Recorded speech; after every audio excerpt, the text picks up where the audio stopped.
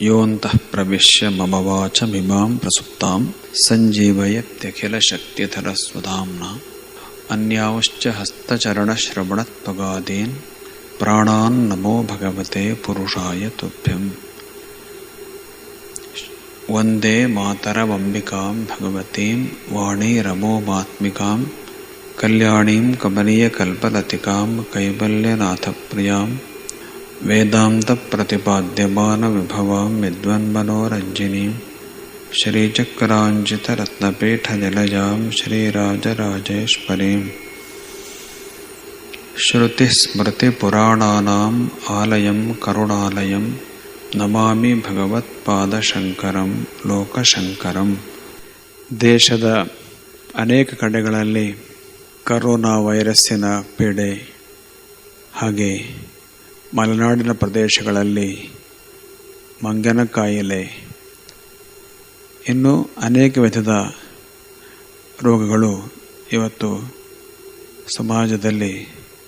ತುಂಬ ಬೆಳೀತಾ ಇದ್ದಾವೆ, ಆತಂಕದ ವಾತಾವರಣ ಸೃಷ್ಟಿ ಮಾಡಿದ್ದಾವೆ. ಪ್ರಪಂಚದ ಬೇರೆ ದೇಶಗಳ ಸ್ಥಿತಿಯಂತೂ ತುಂಬ ಗಂಭೀರವೇ ಆಗಿದೆ. ಇರುವುದರಲ್ಲಿ ದೇವರ ಅನುಗ್ರಹದಿಂದ ಭಾರತ ದೇಶದ ಪರಿಸ್ಥಿತಿ ತಕ್ಕ ಮಟ್ಟಿಗಿದೆ. ಈ ರೋಗಕ್ಕೆ ಇನ್ನೂ ಔಷಧ ಕಂಡು ಹಿಡಿಯಲಿಕ್ಕೆ ಸಾಧ್ಯ ಆಗದಿದ್ದರಿಂದ ದೇವರೇ ಇದಕ್ಕೆ ಶರಣು. ಆದ್ದರಿಂದ ಆಯುರ್ವೇದದ ಮೂಲ ದೇವರು ಧನ್ವಂತರಿ ಭಗವಾನ್, ಅವನ ಸಹಸ್ರನಾಮ ಸ್ತೋತ್ರಕ್ಕೆ ನಾವೆಲ್ಲರೂ ಶರಣು ಹೋಗೋಣ. ಈ ಒಂದು ಸಹಸ್ರನಾಮದ ಸ್ತೋತ್ರವನ್ನು ಹೇಳಿದ್ದರಿಂದ ಮಹಾರೋಗಗಳು ಕೂಡ ಗುಣವಾಗ್ತವೆ. ಆದ್ದರಿಂದ ಈ ಸ್ತೋತ್ರವನ್ನು ಎಲ್ಲ ಜನರೂ ಕೂಡ ಹೇಳಬೇಕು. ಈ ಸ್ತೋತ್ರ ನಿಮ್ಮ ಕೈಗೆ ಸಿಕ್ಕ ನಂತರ ಬೇಗ ಶುರು ಮಾಡಿ. ಜೂನ್ 30 ಒಳಗೆ ಕನಿಷ್ಠ 100 ಸಲ ಆದರೂ ಇದನ್ನು ಮಾಡಬೇಕು. ಪ್ರತಿಯೊಬ್ಬ ವ್ಯಕ್ತಿ 100 ಸಲ ಆದರೂ ಇದನ್ನು ಮಾಡಬೇಕು. ಕೇವಲ ತನ್ನ ಆರೋಗ್ಯಕ್ಕೆ ಮಾತ್ರ ಅಂತಲ್ಲ, ಎಲ್ಲ ಜನರ ಆರೋಗ್ಯಕ್ಕೋಸ್ಕರ ಅಂತ ಮನಸ್ಸಿನೊಳಗೆ ಸಂಕಲ್ಪ ಮಾಡಿ ಹೇಳಬೇಕು. ಒಂದಿನಕ್ಕೆ 2 ಸಲ ಹೇಳಬಹುದು, ಪ್ರಯತ್ನ ಪಟ್ಟರೆ 3 ಸಲನೂ ಹೇಳಬಹುದು. ಭಗವಂತನ 24 ಅವತಾರಗಳಲ್ಲಿ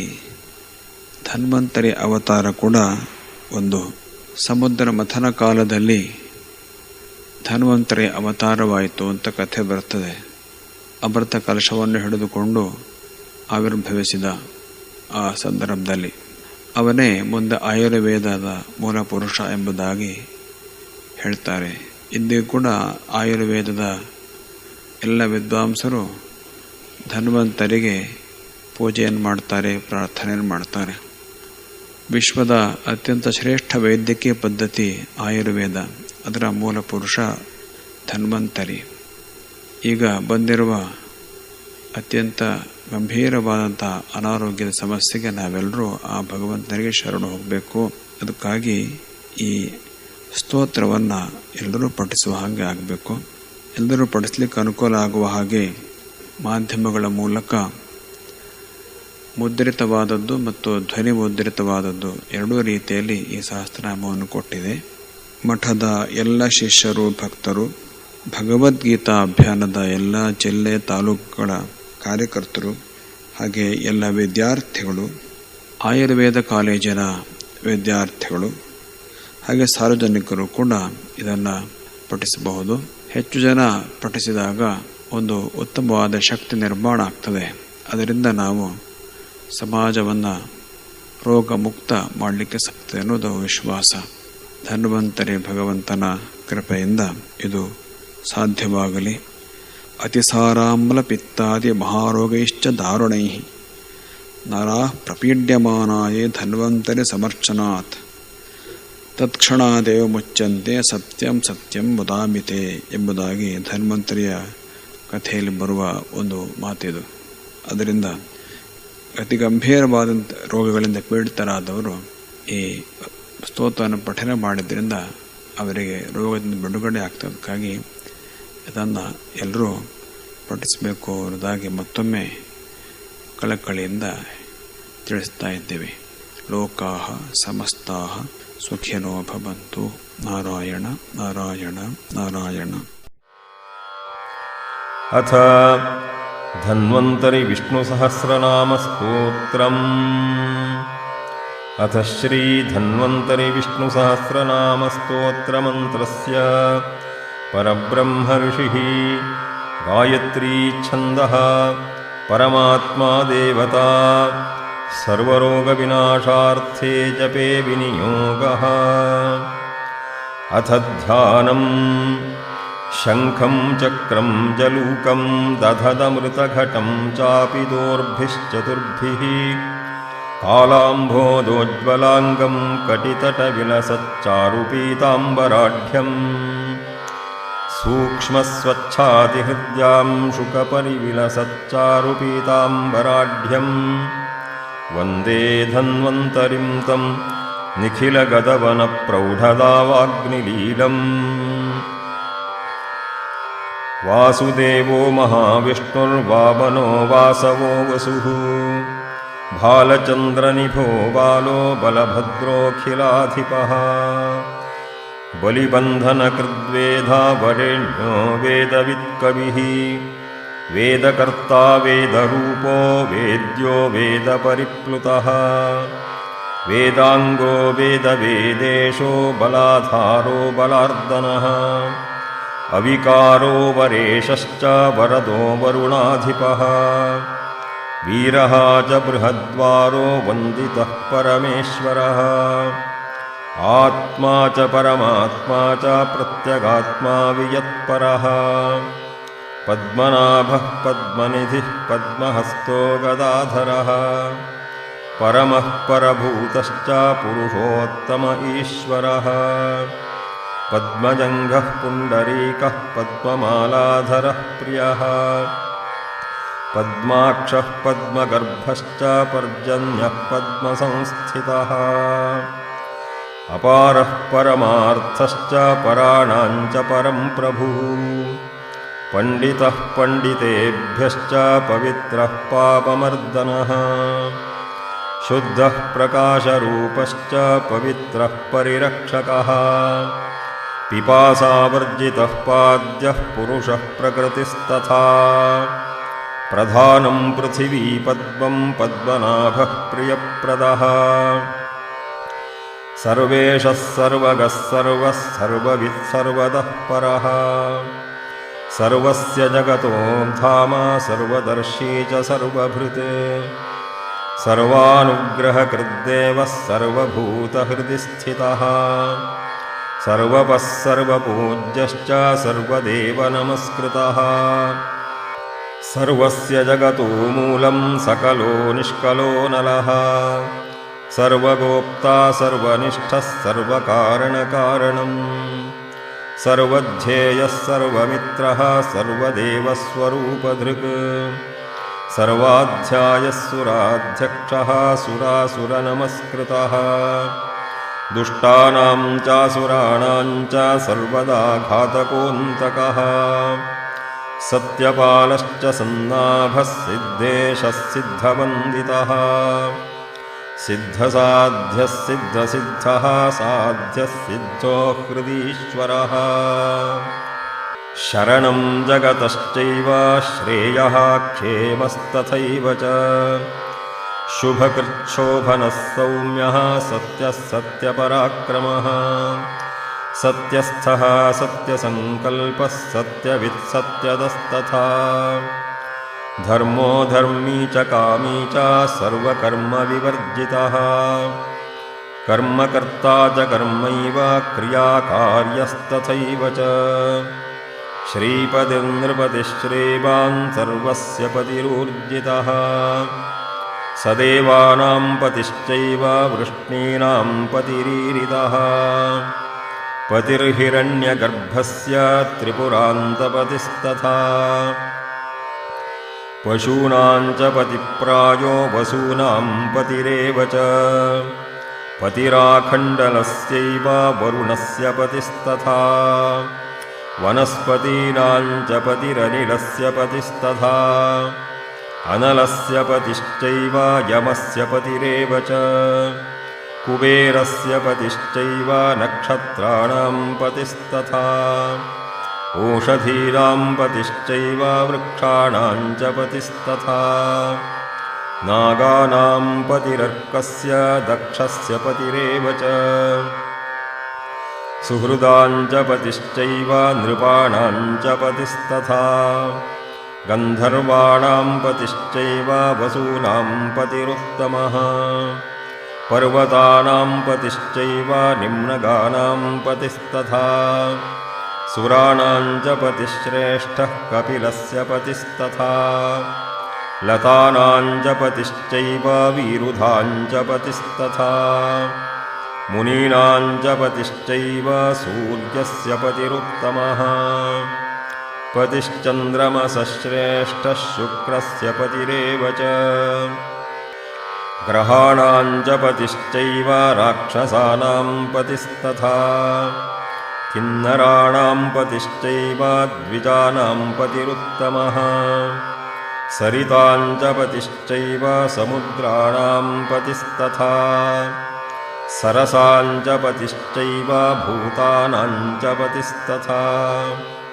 वेतालानां पतिश्चैव कूष्माण्डानां पतिस्तथा पक्षिणां च पतिश्रेष्ठः पशूनां पतिरेव च महात्मा मङ्गलो मेयो मन्दरो मन्दरेश्वरः मेरुर्माता प्रमाणं च माधवो मनुवर्जितः मालाधरो महादेवो महादेवेन पूजितः महाशान्तो महाभागो मधुसूदन एव च महावीर्यो महाप्राणो मार्कण्डेयप्रवन्दितः मायात्मा मायया बद्धो मायया तु विवर्जितः मुनिस्तुतो मुनेर्मैत्रो महानासो महाहनुः महाबाहुर्महादन्तो मरणेन विवर्जितः महावक्त्रो महात्मा च महाकारो महोदरः महापादो महाग्रीवो महामानी महामनाः महामतिर्महाकीर्तिर्महारूपो महासुरः मधुश्च माधवश्चैव महादेवो महेश्वरः मखेष्टो मखरूपी च माननीयो महेश्वरः महावाती महाभागो महेशोऽतीतमानुषः मानवश्च मनुश्चैव मानवानां प्रियङ्करः मृगश्च मृगपूज्यश्च मृगाणां च पतिस्तथा बुधस्य च पतिश्चैव बृहस्पतेः पतिः शनैश्चरस्यैव राहोः केतोः पतिस्तथा लक्ष्मणो लक्षणश्चैव लम्बोष्ठो ललितस्तथा नानालङ्कारसंयुक्तो नानाचन्दनचर्चितः नानारसोज्ज्वलद्वक्त्रो नानापुष्पोपशोभितः रामो रमापतिश्चैव सभार्यः परमेश्वरः रत्नदो रत्नहर्ता च रूपी रूपविवर्जितः महारूपोग्ररूपश्च सौम्यरूपस्तथैव च नीलमेघनिभः शुद्धः कालमेघनिभस्तथा धूम्रवर्णः पीतपर्णो नानारूपो ह्यवर्णकः विष्णोः स्वरूपदश्चैव शुक्लवर्णस्तथैव च सर्ववर्णो महायोगी यज्ञो यज्ञकृतेव च सुवर्णो वर्णवांश्चैव सुवर्णाख्यस्तथैव च सुवर्णावयवश्चैव सुवर्णस्वर्णमेखलः सुवर्णस्य प्रदाता च सुवर्णोरस्तथैव च सुवर्णस्य प्रियश्चैव सुवर्णाढ्यस्तथैव च सुपर्णश्च महापर्णः सुपर्णस्य च कारणम् वैनतेयस्तथादित्यः आदिरादिकरः शिवः कारणं महतश्चैव पुराणस्य च कारणम् बुद्धीनां कारणं चैव कारणं मनसस्तथा कारणं चेतसश्चैव अहङ्कारस्य कारणम् भूतानां कारणं तद्वत्कारणं च विभावसोः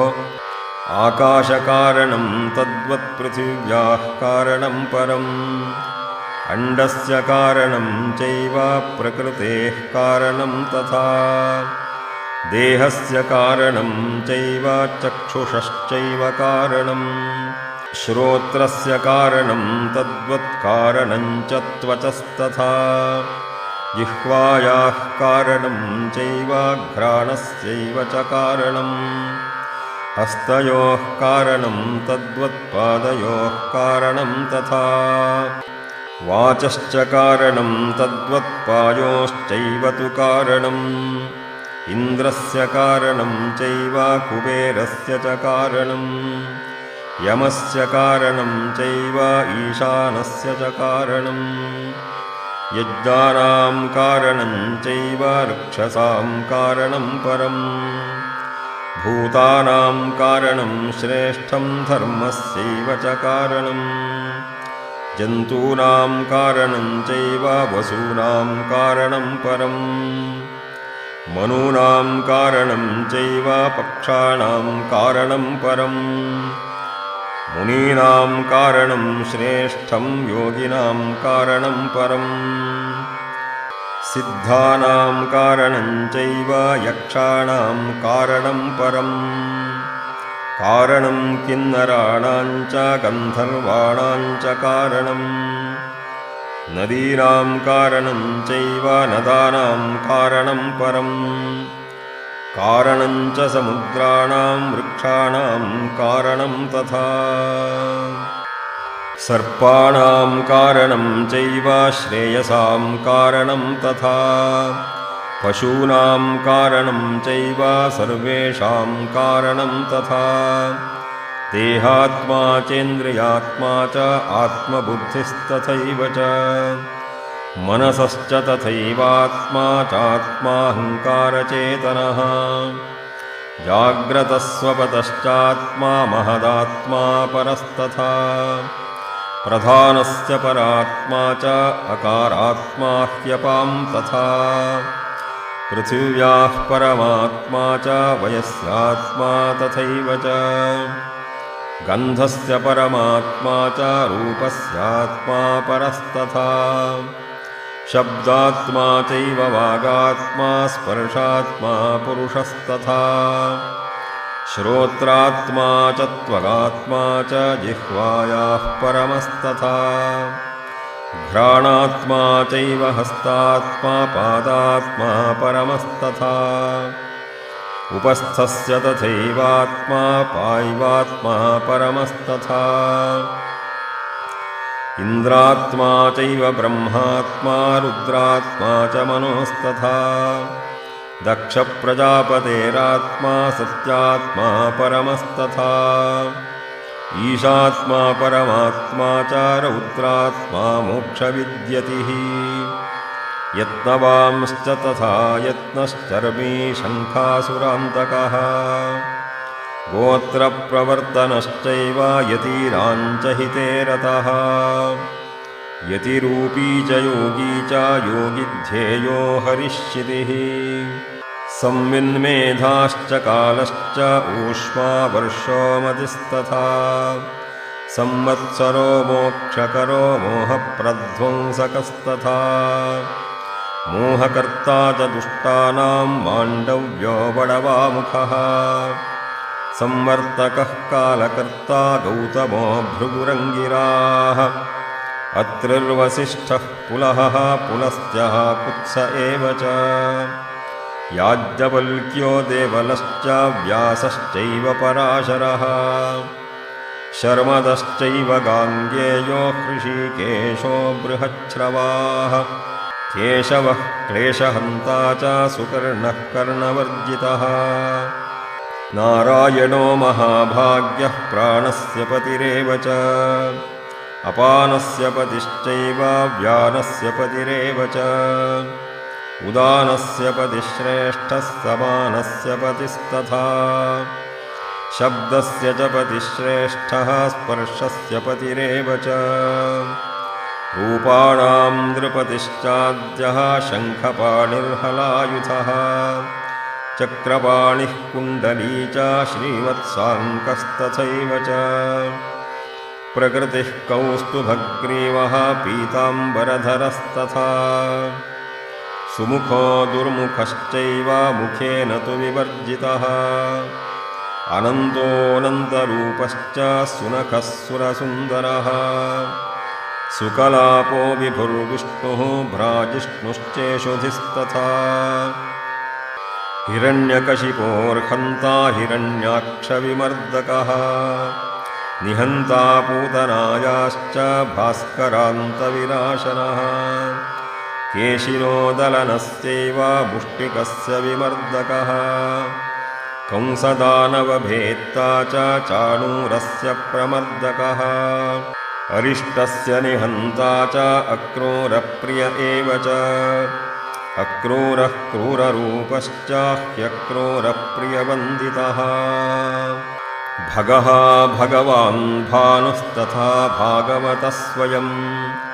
उद्भवश्चोद्भवस्यैव ह्युद्भवेन विचिन्तितः चक्रदृक्चञ्चलश्चैव चलाचलविवर्जितः अहङ्कारो मतिश्चित्तं गगनं पृथिवीजलम् वायुश्चक्षुस्तथा श्रोत्रं जिह्वा च घ्राणमेव च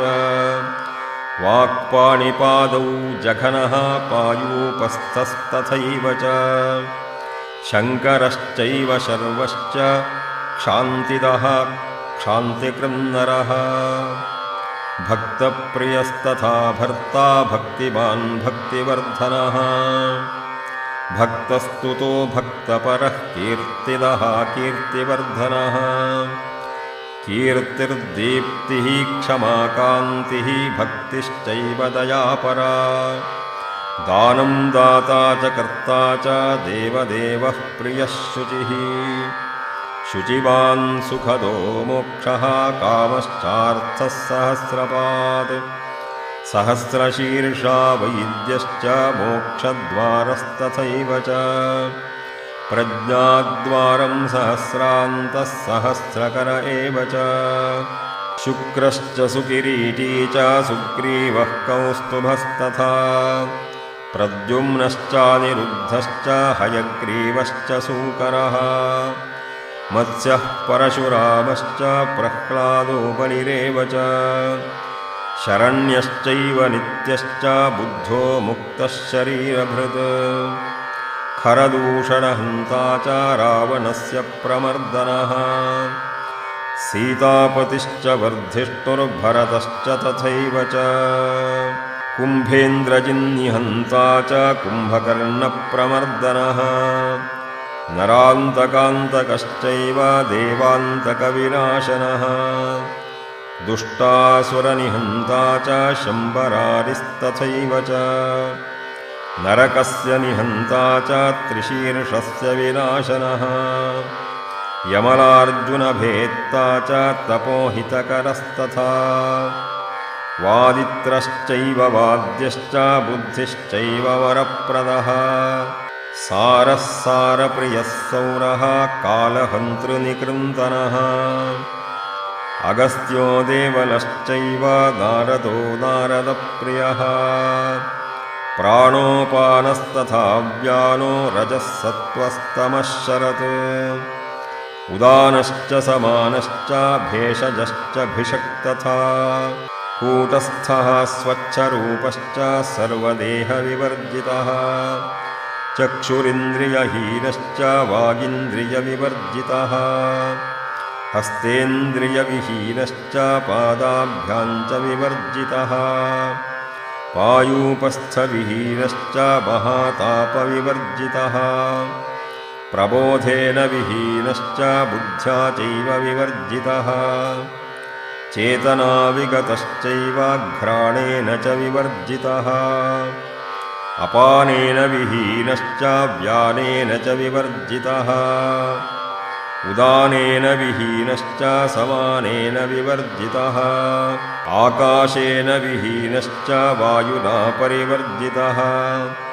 अग्निना च विहीनश्च उदकेन विवर्जितः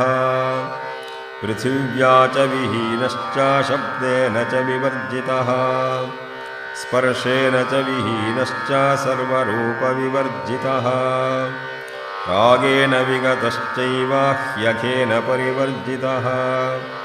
शोकेन रहितश्चैव वचसा परिवर्जितः रजो विवर्जितश्चैव विकारैः षड्भिरेव च कामेन वर्जितश्चैव क्रोधेन परिवर्जितः लोभेन विगतश्चैव दम्भेन च विवर्जितः सूक्ष्मश्चैव सुसूक्ष्मश्च स्थूलात् स्थूलतरस्तथा विशारदो बलाध्यक्षः सर्वस्य क्षोभकस्तथा प्रकृतेः क्षोभकश्चैव महतः क्षोभकस्तथा भूतानां क्षोभकश्चैव बुद्धेश्च क्षोभकस्तथा इन्द्रियाणां क्षोभकश्च विषयक्षोभकस्तथा ब्रह्मणः क्षोभकश्चैव रुद्रस्य क्षोभकस्तथा अगम्यश्चक्षुरादेश्च श्रोत्रागम्यस्तथैव च त्वचा नगम्यः कुम्भश्च जिह्वाग्राह्यस्तथैव च घ्राणेन्द्रियागम्य एव वाचाग्राह्यस्तथैव च अगम्यश्चैव पाणिभ्यां पादागम्यस्तथैव च अग्राह्यो मनसश्चैव बुद्ध्याग्राह्यो हरिस्तथा अहं बुद्ध्या तथाग्राह्यश्चेतसाग्राह्य एव च शङ्खपाणिस्त्वव्ययश्च गदापाणिस्तथैव च शार्ङ्गपाणिश्च कृष्णश्च ज्ञानमूर्तिः परन्तपाः तपस्वी ज्ञानगम्यो हि ज्ञानी ज्ञानविदेव च ज्ञेयश्च ज्ञेयहीनश्च सप्तिश्चैतन्यरूपकः भावो भाव्यो भवकरो भावनो भवनाशनः गोविन्दो गोपतिर्गोपः सर्वगोपसुखप्रदः गोपालो गोपतिश्चैव गोमतिर्गोधरस्तथा उपेन्द्रश्च नृसिंहश्च सौरिश्चैव जनार्दनः आरणेयो बृहद्भानुर्बृहदाप्तस्तथैव च दामोदरस्त्रिकालश्च कालज्ञः कालवर्जितः त्रिसन्ध्यो द्वापरः त्रेतः प्रजाद्वारं त्रिविक्रमः विक्रमो दण्डहस्तश्च ह्येकदण्डी त्रिदण्डधृक् सामभेदस्तथोपायः सामरूपश्च सामगः सामवेदो ह्यथर्वश्च सुकृतः सुखरूपकः अथर्ववेदविच्चैव ह्यथर्वाचार्य एव च ऋग्रूपी चैव ऋग्वेदः ऋग्वेदेषु प्रतिष्ठितः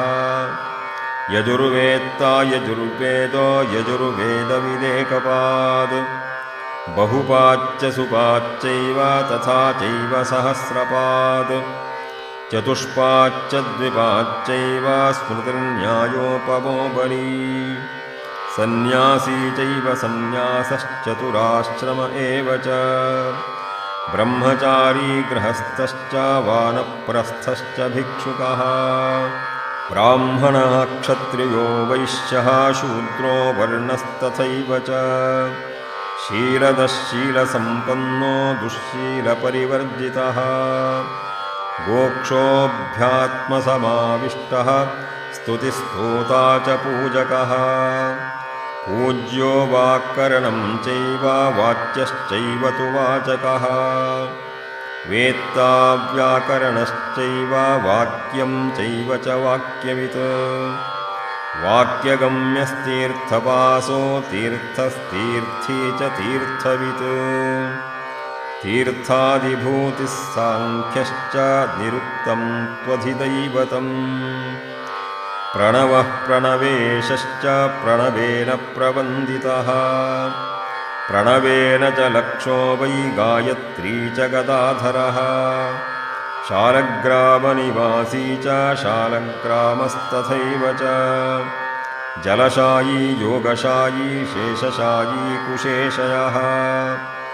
महाभर्ता च कार्यं च कारणं पृथिवीधरः प्रजापतिः शाश्वतश्च काम्यः कामयिता विराट् सम्राट् पूषा तथा स्वर्गो रथस्थः सारथिर्बलः धनी धनप्रदो धन्यो यादवानां हिते रतः अर्जुनस्य प्रियश्चैव ह्यर्जुनो भीम एव च पराक्रमो दुर्विषः सर्वशास्त्रविशारदः सारस्वतो महाभीष्मः पारिजातरस्तथा अमृतस्य प्रदाता च क्षीरोदः क्षीर एव च इन्द्रात्मजस्य गोप्ता च गोवर्धनधरस्तथा कंसनाशनकृतस्य द्वारहस्तिविनाशनः शिबिविष्टः प्रसन्नश्च सर्वलोकार्तिनाशनः मुद्रामुद्राकरश्चैव सर्वमुद्राविवर्जितः देहो देहस्थितश्चैव देहस्य च नियामकः श्रोत्राश्रोत्रनियन्ता च श्रोतव्यश्रवणस्तथा त्वक्स्थितश्च स्पर्शयुतः स्पृश्यश्च स्पर्शकं तथा चक्षुस्थो रूपद्रष्टा च नियन्ता चक्षुषस्तथा दृश्यञ्चैव तु जिह्वास्थो रसज्ञश्च नियामकः घ्राणस्थो घ्राणकृद्घ्राणः घ्राणेन्द्रियनियामकः वाक्स्थो वक्ता च वक्तव्यो वचनं वाङ्नियामकः पाणिस्थः शिल्पकृत्शिल्पो हस्तयोश्च नियामकः पदस्थश्चैव गन्ता च गन्तव्यो गमनं तथा नियन्ता पादयोश्चैव पादकृच्च विसर्गकृत् विसर्गस्य नियन्ता च ह्युपस्थस्य सखस्तथा उपस्थस्य नियन्ता च तदानन्दकरश्च शत्रुघ्नः कार्तवीर्यश्च दत्तात्रेयस्तथैव च अलर्कस्य दितेश्चैव कार्तवीर्यनिकृन्तनः कालनेमी महानेमी मधोर्मेघपतिस्तथा